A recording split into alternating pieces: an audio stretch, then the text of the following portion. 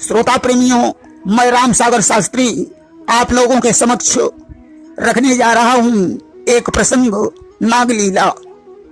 देखिए, भगवान ने यमुना से काली नाग को हटाने का उपाय सोचा। उन्होंने ग्वाल वालों से कहा, चलो आज यमुना के किनारे कंदुक क्रीड़ा की जाए। श्री दामा अपनी माता से गेंद बनवा लाया।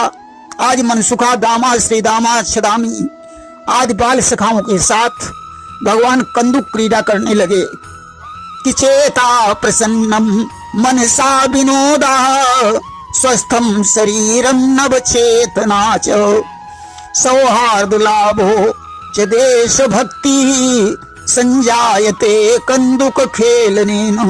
देखिए, गेंद खेलने से चित्त प्रसन्न होता है, मन को आनंद प्राप्त होता है, शरीर स्वस्थ रहता है, नई चेतना आती है, सौहार्द और देशभक्ति का संचार होता है।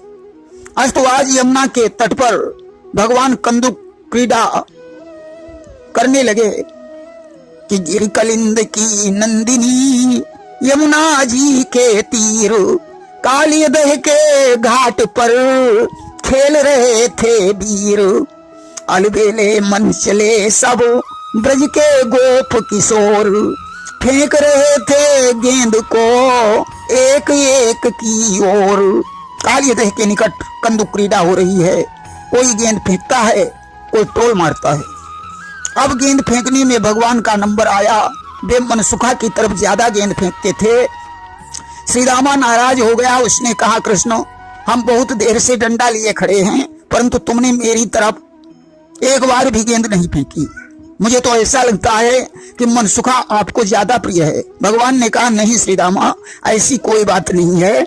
इसने माखन ज्यादा खा लिया, इसलिए इसका इलाज कर रहा हूं। खैर, कोई बात नहीं, अब तुम समझ जाओ, मैं गेंद तुम्हारी तरफ फेंक रहा हूं। ऐसा कहकर भगवान ने बड़ी जोर से गेंद को श्री दामा की तरफ फेंका। श्री दामा गेंद को नहीं संभाल पाया। वह कालीदह के ठीक सामने खड़ा था। गेंद जब नहीं रुकी, गेंद कालीदह में चली गई। अब तो श्री दामा रोने लगा। उसने कृष्ण का पीतांबर पकड़ लिया और कहने लगा, कृष्ण, हमारी गेंद लाओ। भगवान ने कहा, कोई बात नहीं, मैं यशोदा मैया से कहकर तुम्हें दूसरी गेंद बनवा दूंगा। श्री दामा बोला, नहीं, मुझे वही गेंद चाहिए। कुछ भी करके मेरी गेंद ला कर दीजिए, इसी में तुम्हारी भलाई है। भगवान ने कहा, ठीक है, पीतांबर छोड़ दे, अभी मैं यमुना से निकाल कर तेरी गेंद लाता हूँ। आज भगवान उछल कर कदम्ब के पेड़ पर चढ़ गए और कालीदह में कूद पड़े। व्यास जी लिखते हैं कि कृष्णा कदम्ब मधिरुई ततोति तुंगो मास्फोट गाढ़ सनो निपतत विशोदे। अब तो ज्यों भगवान जल में कूदे, कालीदह का जल इधर उधर उछलकर 400 हाथ तक फैल गया। अब तो सारे ग्वाल वाल श्री दामा को गाली देकर रोने लगे कि दामा को गाली दे देकर चीखने लगे ग्वाले वाले। ओ हत्यारे खो दिए कहाँ वह मोर मुकुट मुरली वाले। ओ पापी ना कुछ चिथड़े पर पीतांबर बाला खोया है। ओ नीच कांच के टुकड़े पर त्रिभुवन का रत्न डुबाया है। अरे हत्यारे, तूने सड़ी गली गेंद के पीछे पीतांबर वाले को यमुना में डुबो दिया। अब कृष्ण के जैसा सखा मुझे कहाँ मिलेगा। अब तो श्री रामा भी रोने लगा। सभी आज रो रो कर कृष्ण को पुकार रहे हैं कि ओ गोपी धन आओ आओ, ओ ब्रजभूषण आओ आओ, जो जग जीवन आओ आओ, ओ मनमोहन आओ आओ। तब तक कुछ ग्वालों ने दौड़कर बाबा नंद और यशोदा को जाकर बता दिया कि हे मैया, तेरा कन्हैया यमुना में डूब गया है। कि सुन न सके पूरे वचन बूढ़े बाबा नंद, भाग पड़े कहते हुए हा बेटा ब्रजचंद। जो नंद बाबा ने सुना, उनका धीरज छूट गया। हाँ बेटा कृष्ण, अब तुम्हारे बगैर मैं कैसे जीवित रह पाऊंगा।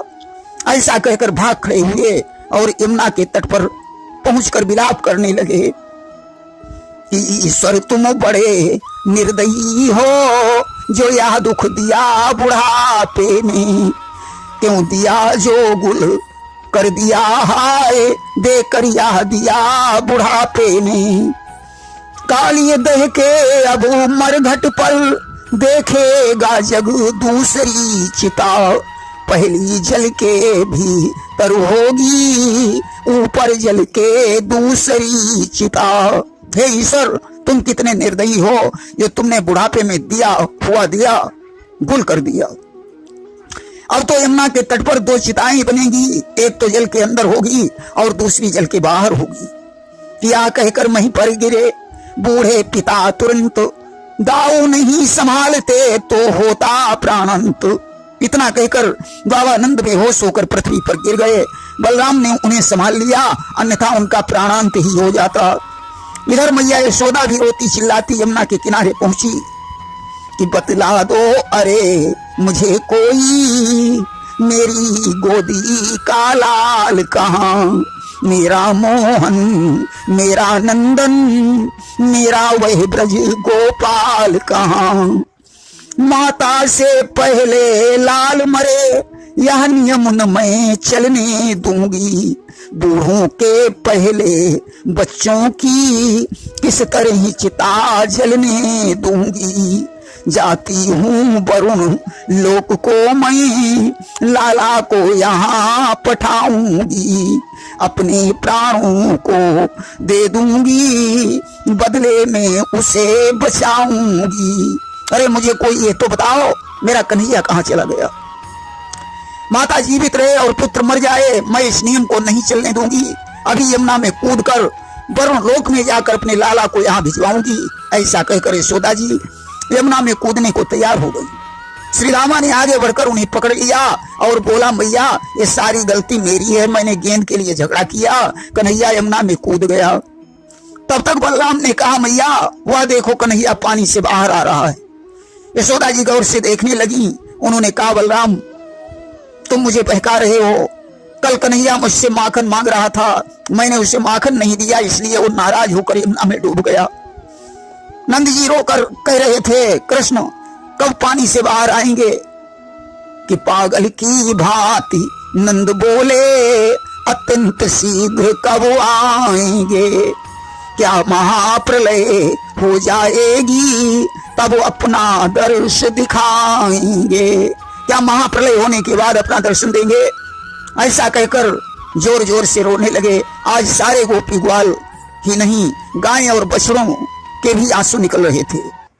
अब तो बलराम जी भी रोने लगे कि हे प्रभु क्या क्या लिखा मेरे भाग में, यमुना में भैया डसा है नाग ने। हे प्रभु क्या क्या लिखा मेरे भाग में, तेरे बिन भैया मैं जीवित ना रहूं, गोपी रोए भैया तेरी याद में। हे भैया कृष्ण जल्दी बाहर आ जाओ, अन्यथा ये बलराम भी अपने प्राणों को खो डालेगा। अब तो चारों तरफ करुणा की ध्वनि गूंज रही है कि यमुना में डूबा कन्हैया मैं कैसी करूं, यमुना में डूबा कन्हैया मैं कैसी करूं। बाबा भी रोए बलदाऊ भी रोए, रोबे यशोमती मैया मैं कैसी करूं। दाऊ भी रोए श्री दामा भी रोए, रोवे मन सुखा भैया मैं कैसी करूं। यमुना में डूबा कन्हैया मैं कैसी करूं। इधर तो सभी ग्वाल वाल नंद बाबा यशोदा और बलराम जी के सहित रो रहे हैं। क्या हो रहे थे सभी ब्रज नर नारी अधीर, लोक राज पहुंचे उधर नागराज के तीर। उधर भगवान काली नाग के पास पहुंचे। काली नाग उस समय सो रहा था, परंतु नाग पत्नियां जाग रही थीं।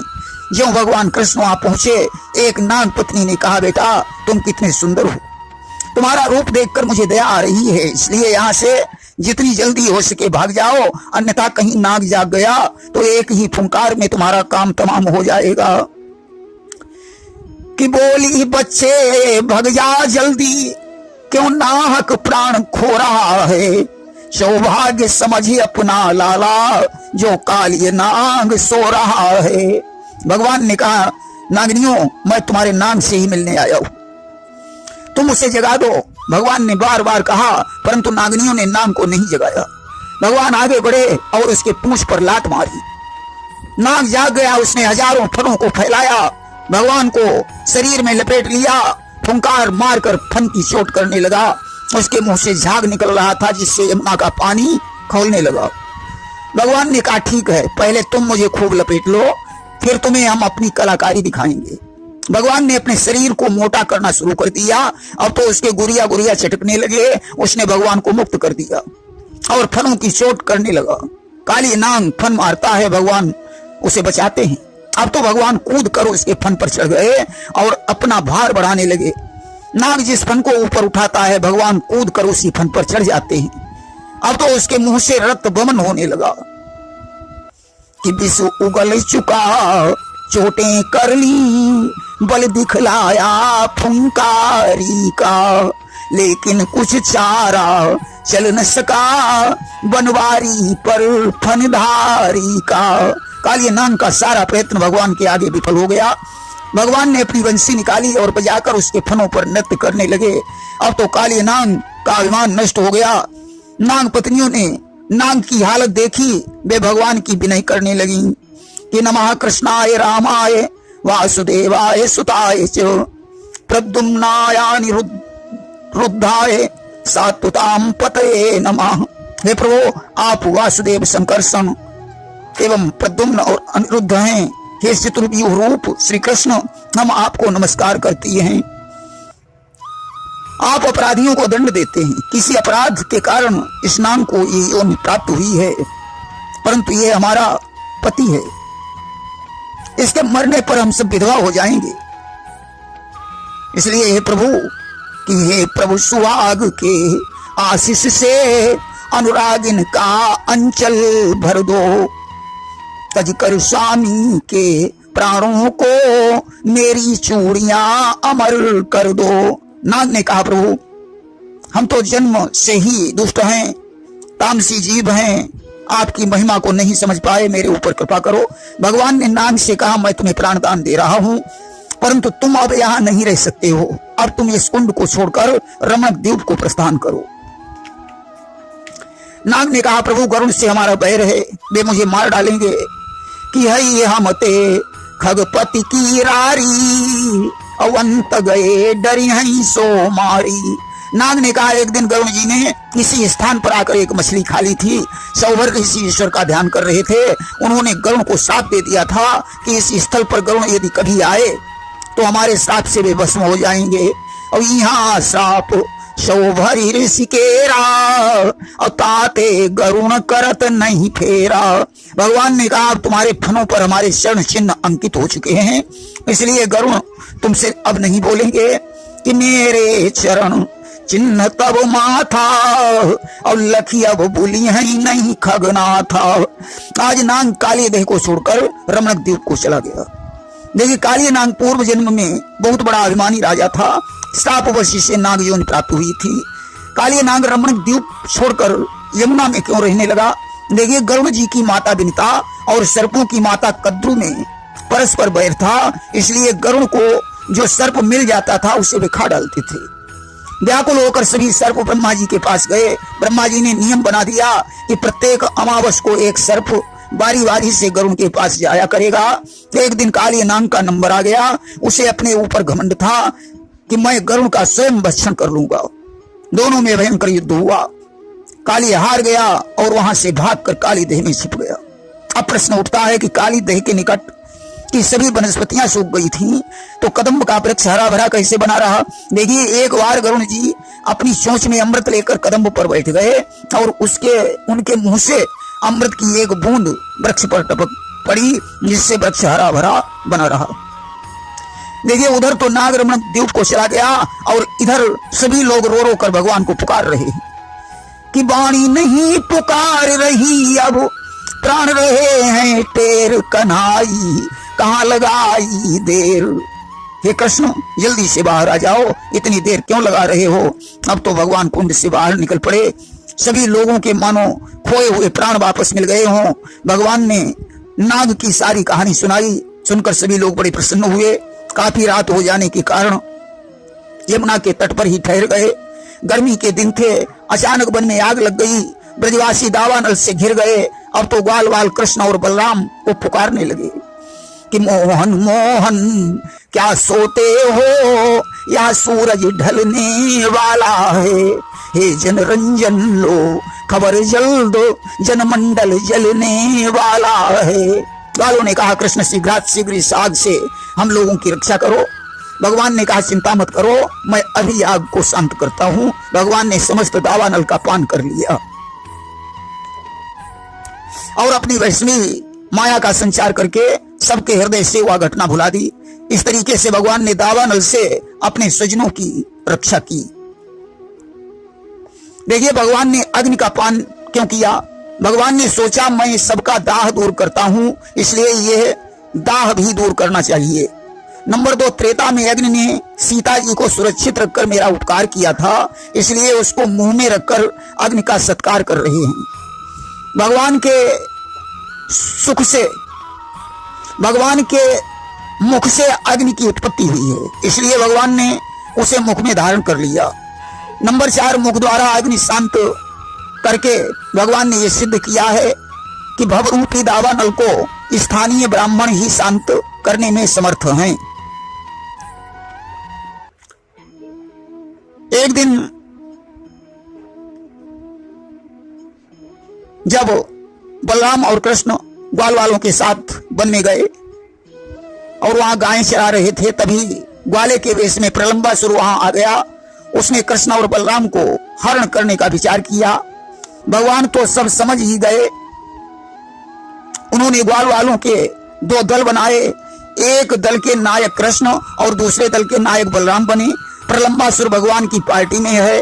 भगवान ने प्रलंबासुर से कहा कि बोले प्रलंब से मनमोहन, तू सच्चा सखा हमारा है। हे बंधु आज की बाजी में तेरा ही एक सहारा है। आज के खेल में फूलों के नाम बताना है, जो ज्यादा फूलों के नाम बता देगा वह जीतेगा। आज दाऊ जी की पार्टी को हराना है। जो हारेगा वो घोड़ा बनेगा, जीतने वाला सवारी करेगा। खेल शुरू हो गया। बलराम की पार्टी जीत गई, कृष्ण की पार्टी हार गई। कि हुई विजय बलराम की, गए सांवरे हार। अब हारे घोड़ा बने, जीते बने सवार। अब हारने वाले घोड़ा बने, जीतने वाले सवार बने। बलराम को पीठ पर रखकर प्रलंब जंगल में दूर ले गया और अपना स्वरूप प्रकट कर दिया। बलराम उसकी पीठ से कूद पड़े और एक घूंसा मारा। प्रलंबासुर का प्राणांत हो गया। देखिए प्रलंबासुर गंधमादन गंधर्व का पुत्र था, जो श्राप से राक्षस हो गया था। कहा जाता है कि ब्रह्मासुर, प्रलंबासुर, केसी और ब्रह्मासुर ये चारों गंधमादन गंधर्व के पुत्र थे। ये दुर्वासा के शिष्य थे। इन्होंने अनेकों वर्षों तक भगवान विष्णु की तपस्या की। जब वे प्रकट नहीं हुए तो इन्होंने भगवान शंकर का दिया हुआ बाण संधान करने का विचार किया। शंकर जी पार्वती के सहित वहां प्रकट हो गए। भगवान शंकर ने इन्हें राक्षस होने का श्राप दे दिया। पार्वती जी ने इन्हें भगवान के हाथों से मरने का वरदान दिया। प्रलंबासुर के मरने के पश्चात गायें चरते चरते मूज वन में प्रवेश कर गई। भगवान उन्हें बंसी बजाकर बुलाने लगे। तब तक वन में आग लग गई। ग्वाल वाल आग से घिर गए। वे रक्षा के लिए पुकार करने लगे। भगवान ने कहा तुम लोग अपनी अपनी आंखें बंद कर लो, जो आंखें खोलेगा उसकी आंखें फूट जाएंगी। भगवान अग्नि का पान करने लगे। मनसुखा ने सोचा एक आंख को खोलकर देखें कन्हैया अग्नि को कैसे शांत कर रहा है। एक आंख फूट भी गई तो एक आंख से देखते रहेंगे। उसने भगवान को आग का पान करते हुए देख लिया। भगवान ने सोचा मनसुखा रहस्य वो सभी को बता देगा, इसलिए उन्होंने वैष्णवी माया का संचार करके उसके हृदय से उस घटना को भुला दिया। इस प्रकार भगवान अग्नि का पान कर गए। भगवान बोले कोई आग नहीं थी, ये सब तुम्हारा भ्रम था। देखिए भगवान ने विषाग्नि, दावाग्नि और मंजाग्नि का पान करके ये सिद्ध किया कि हम भक्तों के त्रितापों को हमेशा हरण करते हैं।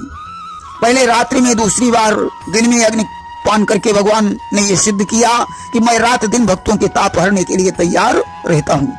पहली बार सबके सामने और दूसरी बार आंखें बंद कराकर अग्निपान किया, यानी मैं परोक्ष और अपरोक्ष दोनों प्रकार से भक्तों का हित करता हूँ। भगवान भक्तों द्वारा समर्पित प्रेम भक्ति सुधा रस का पान करते हैं। अग्नि उस रस का स्वाद लेना चाहती थी, इसलिए वह स्वयं उनके मुख में प्रवेश कर गई। इसके आगे वर्षा और शरद ऋतु का वर्णन है। वेणुगीत के पश्चात आगे चीरहरण का मनोहर वर्णन है। प्रेम से बोलिए वृंदावन बिहारी लाल की जय।